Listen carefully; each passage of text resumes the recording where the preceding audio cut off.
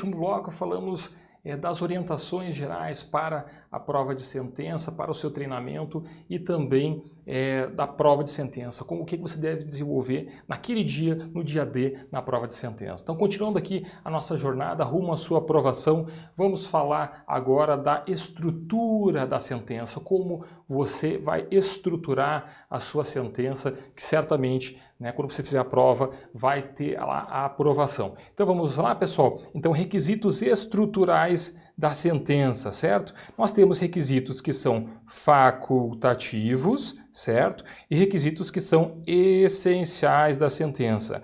Os requisitos facultativos são o preâmbulo e a ementa. Como o próprio nome diz, são facultativos, não precisam constar na sentença para que a sentença seja válida, ok? O preâmbulo é aquela parte inicial, aquilo que vocês muitas vezes chamam de cabeçalho, certo? Então vai lá ter o número da vara, o nome da vara, vai ter lá também o nome das partes, o número do processo. Na sequência, pessoal, alguns juízes fazem ementa, mas isso nem é tão comum, mas alguns juízes fazem ementa. A ementa é algo semelhante do que tem nos acórdãos, é mais comum, aliás, um requisito obrigatório para os acordos, mas para a sentença é um requisito facultativo, então a maioria dos juízes não perde tempo fazendo a ementa. Como o próprio nome diz, é um requisito facultativo, você não deve perder tempo na sua sentença, nem gastar tempo, nem gastar as suas linhas lá desenvolvendo a ementa, porque já que não vai estar no espelho do examinador, você não deve gastar tempo com isso, aliás, pode ser algo que vá tirar ainda pontos de você, certo? E é por isso que nós vamos desenvolver o que aqui dentro do nosso curso, os requisitos essenciais, os requisitos essenciais para a sentença. Quais são os requisitos essenciais? O relatório, a fundamentação, o dispositivo, e aqui eu faço apenas uma observação, nós vamos falar mais à frente, mas eu faço aqui uma observação. Alguns concursos, certo, para a magistratura colocam a individualização da pena antes do dispositivo, certo? Aqui. Outros não, outros exigem que você, é mais comum, por exemplo, a magistratura aqui do Distrito Federal, que você coloca o dispositivo e depois a individualização da pena, certo? Claro, eu estou falando de individualização da pena no caso de condenação, certo? Se tiver for absolvição, não vai ter individualização da pena, ok? Depois, então, dispositivo, individualização da pena, o que tem depois? Disposições finais, por exemplo, se tem bens ali apreendidos, vai ter que decretar o perdimento de bens, e ao final vocês têm a parte autenticativa, ou o chamado também de fecho, certo? Então vamos tratar de cada um desses elementos essenciais da sentença a partir de agora, ok? Então vamos lá, iniciando, forma de exposição. Como vocês devem, então, expor os requisitos essenciais da sentença.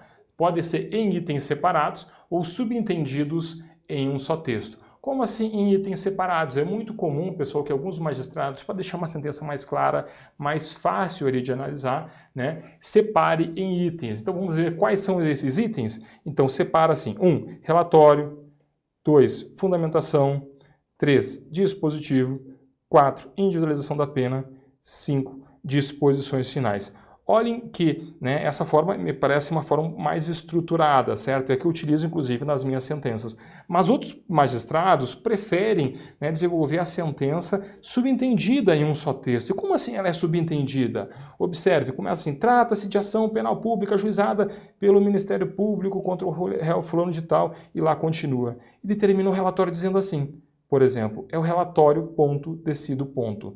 Quando o magistrado coloca é o relatório ponto, decido ponto, vocês sabem que acima dessa frase vocês têm o relatório e abaixo dessa frase vocês terão o quê? A fundamentação, certo? E depois da fundamentação vem o dispositivo, mas o magistrado não escreve dispositivo. Ele começa com a frase com a seguinte expressão, ante o exposto, vírgula, julgo procedente ou parcialmente procedente para o fim de condenar o réu fulano de tal como incurso nas penas do artigo tal. Observem que o ante o exposto é uma expressão que indica que aquele ali é o dispositivo.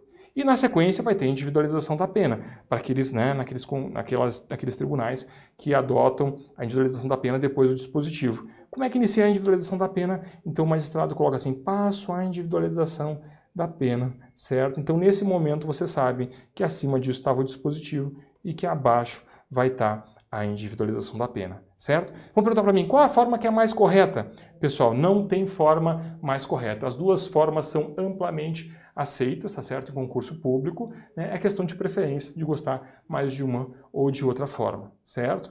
Vão perguntar para mim, o que você prefere? Eu prefiro, né, a primeira forma, a forma, né, dividida em itens ali separados, que me parece que fica mais claro, mas tem várias outras pessoas que preferem, que gostam do segundo modelo, dizem que, né, a sentença deve ter essa estrutura subentendida em um só texto, ok? Então, isso é opção aí de cada um, ok?